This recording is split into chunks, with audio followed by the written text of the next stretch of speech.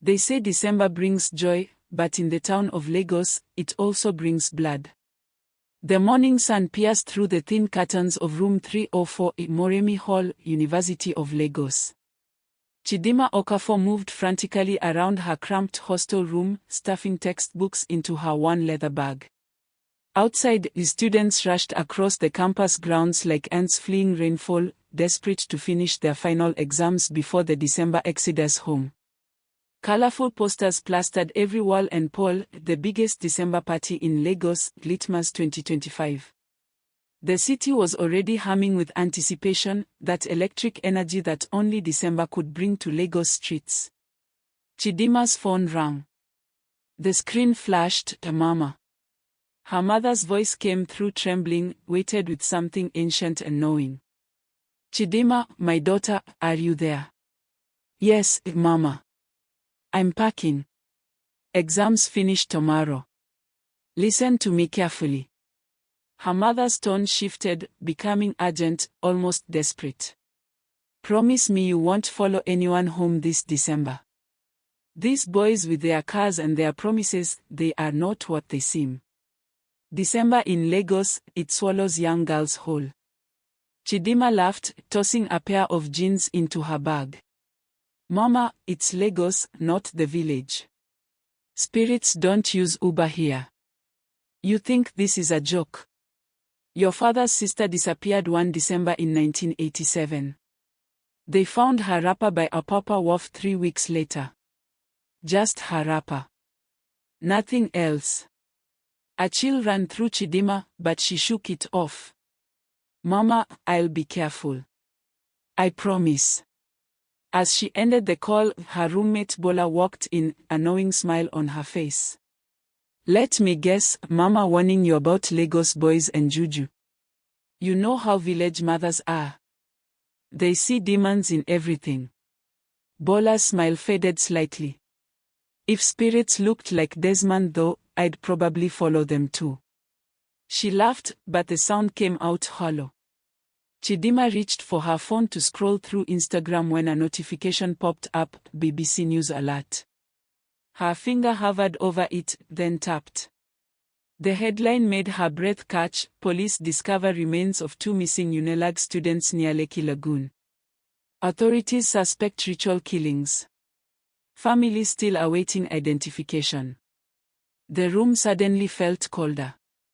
Outside, someone screamed with laughter, just students playing, but for a moment, it sounded different. "Daka." Chidima stared at the screen, her mother's words echoing in her mind. Then she locked her phone, pushed the anise down deep, and continued packing. After all, it was December in Lagos. What could possibly go wrong? The UNILAG cafeteria buzzed with the chaos of students celebrating their academic freedom. Chidima sat at a corner table, picking at rice and stew that had gone cold, when Ngozi burst through the entrance like a whirlwind wrapped in designer fabric. "Girls. Girls. You won't believe this." Ngozi's voice cut through the noise, her gold earrings catching the fluorescent light as she practically ran to their table. Bola looked up from her phone. "What now? Did Burna Boy announce a free concert?" "Better." Ngozi slammed her palms on the table, her eyes wild with excitement. "Desmond is hosting the Litmas after party. In Lekki Phase 1. VIP only. And guess who just got invited?" Before anyone could respond, a shadow fell across their table. Desmond stood there, tall and magnetic, dressed in designer everything, a black Balenciaga hoodie, diamond studs catching light, and that smile that had half the female students on campus under his spell. "Ladies." His voice was smooth, practiced. "Hope I'm not interrupting." Ngozi giggled. "Never."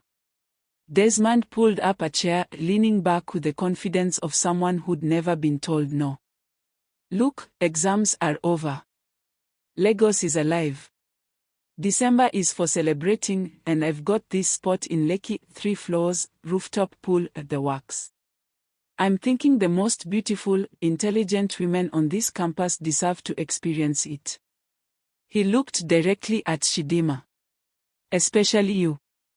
I've seen you in class. Brain and beauty. That's rare. Chidima felt her cheeks warm, but something in her stomach twisted. She'd seen Desmond before, always surrounded by older men in expensive cars, always flashing money that seemed too abundant for a final-year student. Bola leaned forward, her voice careful. Desmond, no offense, but we don't really know you like that. And those parties in Lekki, you hear stories. Desmond's smile never wavered. Stories. That's all they are. Look, I get it. Lagos makes everyone paranoid. But I'm just trying to celebrate success with successful people. My father's in oil and gas. The apartment's his. Everything's legit. Ngozi was already sold. Chidima, please. When last did we party? When last did we feel like we are actually living? Chidima thought of her mother's warning. She thought of the news alert about the missing students. But she also thought of how small her life had become: hostel, class, library, repeat. Just one night. One night to feel young and alive and free. Fine, she heard herself say. Just one night. Desmond's smile widened. Perfect. Friday night. I'll send a driver. Dress like you're meant to be there. As he walked away, Bola grabbed Chidima's arm. That guy gives cult vibes. I'm serious. He's always hanging with those creepy older men. And did you see his eyes when you agreed? Something's off. Ngozi waved her hand dismissively. Abeg. Every rich guy in Lagos has uncles. That's how this city works. Money doesn't grow on trees, it grows from connections. Chidima wanted to respond, but her phone buzzed.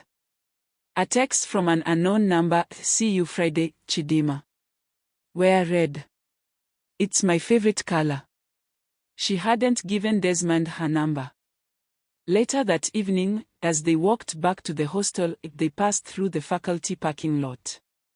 A black Mercedes sat gleaming under the streetlight, Desmond's car. Bola pointed to something fluttering on a nearby notice board. Wait. Look at that. It was a poster, faded and rain-damaged, but still visible: missing student, Amaka Nwosu. Last seen at a party in Lekki Phase 1. December 2024. If you have any information, please contact. Beneath it, someone had scrawled in red marker: she followed the wrong person home. The three girls stood in silence. A bus rolled past, its headlights cutting through the darkness. When it passed, Desmond's Mercedes was gone. But on the windshield of the car next to where it had been parked, written in what looked like lipstick or blood, were 3 words. Welcome to Litmas. The Mercedes cut through Lagos traffic like a black blade through water. Friday night, and the city pulsed with that peculiar December energy: Christmas lights strung between buildings, street vendors hawking everything from suya to knockoff designer bags, and everywhere, the sound of music and laughter. Chidima sat in the back seat between Ngozi and Bola, watching the city transform as they drove deeper into Lekki. The streets became cleaner, the buildings taller, the darkness between streetlights deeper. This is it, the driver said, his voice flat, emotionless. He pulled up to a massive gate. A security guard peered in, nodded, and the gate slid open without a word. The apartment complex rose before them like something from a music video, all glass and steel and dramatic lighting. Bass music pulsed from somewhere above, making the air itself seem to vibrate. Wow, Ngozi breathed. This is what I'm talking about. They stepped out into a courtyard filled with young people who looked like they'd walked off Instagram feeds: designer everything, professional makeup, bottles of champagne being passed around like water. The party was already in full swing. Desmond appeared at the entrance, arms spread wide. My queens. Come, come. The night is young, and so are we. He led them through the ground floor, marble everywhere, chandeliers hanging like frozen waterfalls, music pumping through speakers that must have cost more than Chidima's entire year's tuition. The main party was on the third floor. As they climbed the stairs, Chidima noticed something odd. Every door they passed was locked. Not just closed, locked with heavy padlocks that seemed out of place in such a modern building. "Why are all the doors locked?" Bola asked. Desmond laughed. "Security. Can't have drunk people wandering into places they shouldn't. Trust me, it's for everyone's safety." The third floor opened into a massive space, dim red lighting, a DJ wearing a mask that covered his entire face, young people dancing, drinking, recording everything on their phones. Lagos nightlife at its most beautiful and excessive. "Drinks." Desmond handed them champagne in crystal glasses. "Only the best for you ladies." Ngozi downed hers immediately. "This is amazing. See? I told you this would be worth it." Chidima sipped hers slowly, letting her eyes adjust to the dim lighting. That's when she noticed the details that didn't quite fit. The DJ never looked up from his equipment, never acknowledged the crowd. In the corner, an older man sat watching everyone with eyes that never blinked. And behind the makeshift bar, partially hidden by hanging decorations, was a large red cloth draped against the wall. As the lights flashed, Chidima caught glimpses of something on that cloth, markings, symbols, things that looked almost like writing but in a language she didn't recognize. Bola pulled her aside, her hand tight on Chidima's arm. "We need to leave. Right now." "What? Why?" "Look around. Really look. Nobody's leaving.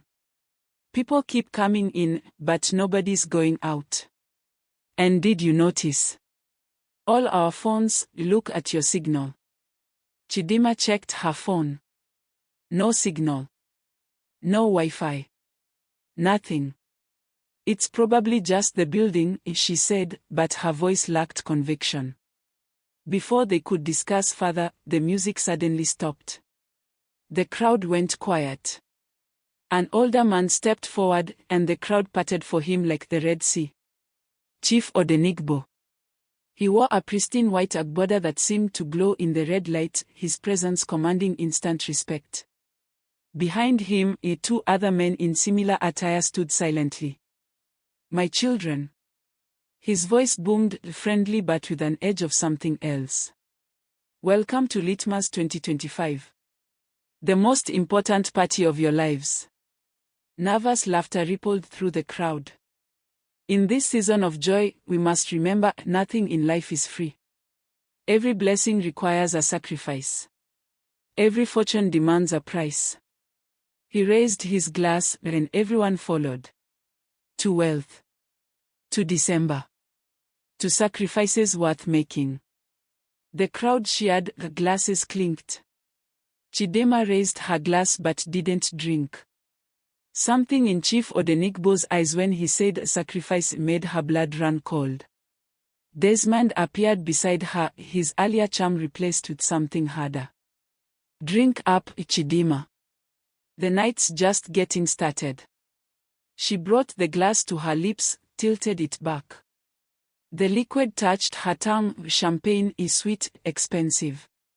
But as she swallowed, as Bola screamed something she couldn't quite hear, Chidima looked down at her glass. The liquid inside was no longer golden. It had turned dark red, thick, moving in a way that liquid shouldn't move. The room began to spin. The last thing she heard before everything went black was Chief Odenigbo's laughter and her mother's voice echoing from memory, "Promise me you won't follow anyone home this December." But promises made to mothers mean nothing to the darkness that hunts in Lagos when December comes. Chidima's eyes opened to darkness punctuated only by flickering candlelight. The music was gone. The party sounds, gone. Instead, there was chanting, low, rhythmic, ancient words that seemed to pulse through the floor itself. She tried to move and couldn't. Her wrists were bound behind her back with rough rope that bit into her skin. As her vision cleared, horror crystallized into sharp, terrible focus.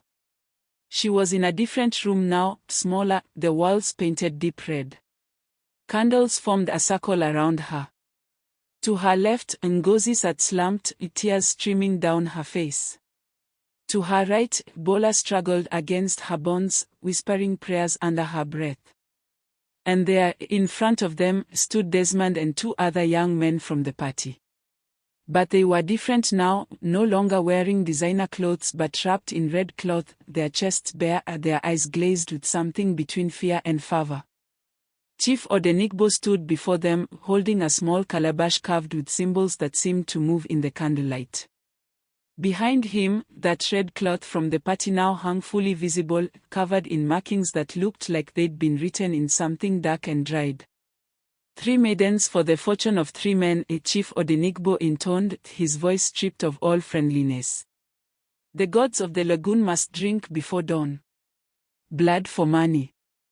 Youth for power. Life for life. Ngozi screamed, Desmond. Desmond, please. This isn't funny. Let us go. Desmond looked at her, and there was no recognition in his eyes. No guilt. Nothing. You said you wanted soft life, Ngozi. You wanted luxury, wanted to live like the rich girls you see online. Soft life has a price. Someone always pays. You're insane. Bola shouted. You're all insane.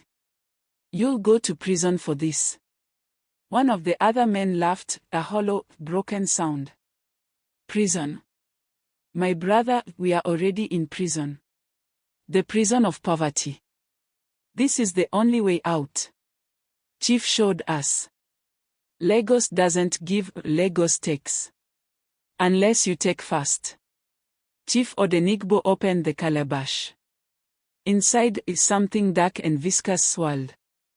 The covenant is simple. Your lives for their prosperity. Your blood feeds the lagoon, and in return, money flows to these young men for 10 years. This is how Lagos works. This is how it has always worked. Chidima's mind raced through panic to something else, her mother's prayers, her father's lessons, the Bible verses she'd memorized as a child in Enugu before university had made her forget. She closed her eyes and whispered, barely audible, God of my father, God of Abraham, cover me this December. Let no evil prosper against me. Thunder rumbled outside. Chief Odenigbo paused, looked up. Just weather. Continue the right. Desmond stepped forward with a knife, small, sharp, gleaming in candlelight. He approached Ngozi fast. Please, Ngozi sobbed. Please, Desmond. I liked you. I trusted you. Trust is expensive in Lagos, he replied, raising the knife. The thunder grew louder. Lightning flashed through the single window, turning everything white for an instant. And in that instant, the power cut out completely. The building plunged into absolute darkness. Screaming. Confusion. The sound of something crashing. Chidima felt hands at her wrists, but not rough hands. Gentle hands. Invisible hands that smelled like her father's cologne, that sandalwood scent he always wore. The ropes fell away. Run, daughter, a voice whispered in her ear. Run now. The candles reignited all at once, but differently, burning blue instead of orange. Chief Odenigbo stumbled back, his eyes wide with genuine terror for the first time. She's marked, he screamed. Someone has claimed her in the spirit. This one is protected. The calabash exploded in his hands, spraying its contents across the room. The red cloth on the wall burst into flames that spread impossibly fast. Desmond dropped the knife, staring at his hands as if seeing them for the first time. What have we done? He whispered. What have we done? The shrine collapsed into chaos. Smoke filled the room. Chidima struggled to her feet, her bonds gone, grabbed for Ngozi and Bola. But the smoke was too thick, the heat too intense. She heard Desmond screaming. She heard Chief Odenigbo calling on different gods, different powers, begging for mercy. She heard sirens in the distance, growing closer. The last thing she remembered before losing consciousness was a gentle pressure on her forehead, the touch that felt like her father's hand, though he had died 3 years ago. And his voice, clear as day. "Sleep now, Chidi. You're safe. Your mother's prayers have saved you." Then darkness, but a different kind. The darkness of rest, not death. Chidima opened her eyes to white walls and the antiseptic smell of a hospital. For a moment she thought it had all been a nightmare, an elaborate dream born from her mother's warnings and her own anxiety. Then she tried to move and pain shot through her wrists. Bandages wrapped around them, covering the rope bands. "Chidima." Her mother's voice, thick with tears. "My daughter. My daughter." She turned her head. Her mother sat beside the bed, looking like she'd aged 10 years overnight. Behind her stood 2 police officers, notebooks in hand, expressions serious. "Mama." Chidima's voice came out as a croak. "Thank God. Thank God. Thank Jesus." Her mother gripped her hand, careful of the bandages. "They told me, they said you might not wake up. That you'd inhaled too much smoke." "What happened?" "Where's Miss Okafor?" one of the officers interrupted gently. "We need to ask you some questions. You're the only survivor. Can you tell us what happened that night?" "Survivor." The word hit like a slap. "Only survivor. Ngozi. Bola." The officers exchanged glances. The female officer spoke, her voice soft with practiced sympathy. "I'm sorry. Your friends, they didn't make it out. The fire spread too quickly." "Ngozi." Ngozi with her loud laugh and her love of designer things. "Bola." Careful, a cautious Bola who had tried to warn them. "How did you escape?" the male officer asked. "The building was engulfed. Everyone else, but you were found outside, unconscious but safe." Chidima's mind went back to those invisible hands, that familiar scent, her father's voice.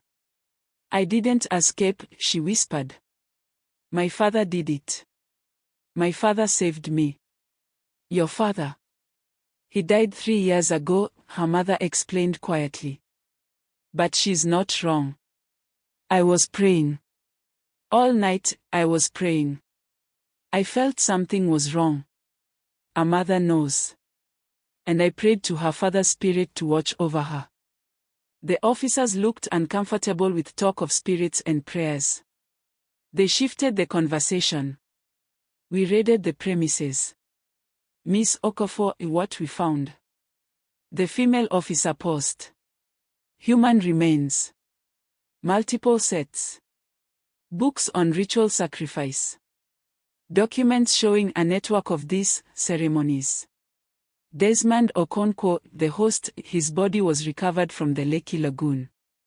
Same with Chief Odenigbo and 2 other men." "They drowned?" Chidima asked. "They were found at the bottom of the lagoon with their lungs full of water, but their bodies showed signs of..." The officer struggled for words. "It looked like they'd been there for weeks, not hours. Decomposed. But witnesses saw them at the party that night." "It doesn't make sense."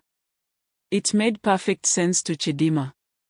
The gods of the lagoon had collected their debt after all. Just not the debt they expected. Later, after the police left, her mother held her hand. "I'm taking you home. Back to Enugu. You'll finish your degree somewhere else. Not Lagos. Never Lagos again." Chidima nodded, too numb for tears. Outside her hospital window, she could see Lagos continuing as it always did, traffic, noise, alive. December lights were going up on buildings. Christmas music played from car speakers. The city had swallowed 2 young women and would barely pause to digest. On the TV mounted in the corner, the news played, breaking, Unilag students caught in fatal Lekki fire. Influencer Desmond Okonkwo found dead in Lagoon. Police investigating possible cult activity and ritual killings. Families devastated as December tragedy strikes again. Chidima turned away from the screen. In the reflection of the window, she saw herself, bruised, bandaged, alive. And for just a moment, she swore she saw her father standing behind her, his hand on her shoulder, before the reflection showed only empty space. "Thank you, Papa," she whispered. Her mother had and squeezed her hand. No words needed. Some things transcend language, like a mother's prayer and a father's eternal watch. 3 months later. January brought rain to Lagos, washing away the glitter of December. Chidima stood at the entrance of Unilag's main gate, her mother beside her in the taxi. "Are you sure?" her mother asked for the 100th time. "We can transfer your credits. You don't have to come back here." But Chidima had to. Not to party, not to reclaim some lost innocence, but to remember. To bear witness. She walked through campus, quieter now, more serious than she'd ever been. Students stared. They knew her face from the news. Some whispered. Some avoided her eyes.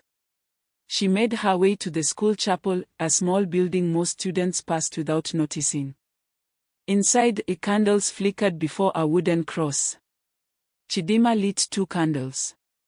One for Ngozi. One for Bola. "I'm sorry," she whispered. "I should have listened. We should have left.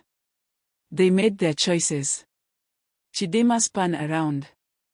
An old woman sat in the back pew, she hadn't been there a moment ago. She wore traditional Yoruba attire, her eyes ancient and knowing. "Who are you?" "Someone who has seen many Decembers in Lagos. Many girls who followed the wrong people home. Your friends, they wanted things. Wanted them badly enough to ignore the warnings. You were different. You carried your father's protection." "How do you know about my father?" The old woman smiled. "The spirit world is not far from this one, child. Especially in December. Especially in Lagos." She stood, leaning on a carved walking stick. "Remember them. But don't let guilt destroy you. You lived for a reason. Live well." She walked past Chidima toward the door, then paused. "One more thing. December always returns. And so do the predators who hunt in it. Stay vigilant." Then she was gone. Chidima's phone buzzed in her pocket. She pulled it out, expecting her mother checking on her. Instead, an unknown number. A message. "Another party this December. We remember you. The gods always take what they're owed. See you in December, Chidima." Wear red. Her blood went cold. She deleted the message immediately, her hands shaking. As she left the chapel, she noticed something that made her stop dead. On the fence outside, fluttering in the breeze, was a piece of red cloth. The same type from that night. With those same strange markings. She pulled it down, crumpled it in her fist. Not again. Never again. A bus passed by, music blaring from its speakers, Christmas songs already, in January. Lagos didn't wait. December would come again. It always did. But Chidima walked away from that red cloth, from that message, from that chapel, with her head high. She had been marked by darkness and saved by light. She knew what moved beneath Lagos's glittering surface. And she would never, ever follow anyone home again. In the distance, Lagos stretched out in all its chaotic glory, millions of people, millions of stories, millions of choices being made every second. Some good. Some terrible. Some fatal. The city didn't judge. It only consumed. And somewhere in Lekki, another young man was making plans for December 2025. Another party. Another promise of luxury and soft life. Another calabash being prepared for the lagoon. Because Lagos never stopped. And December always returned. Please, be careful who you follow home this December.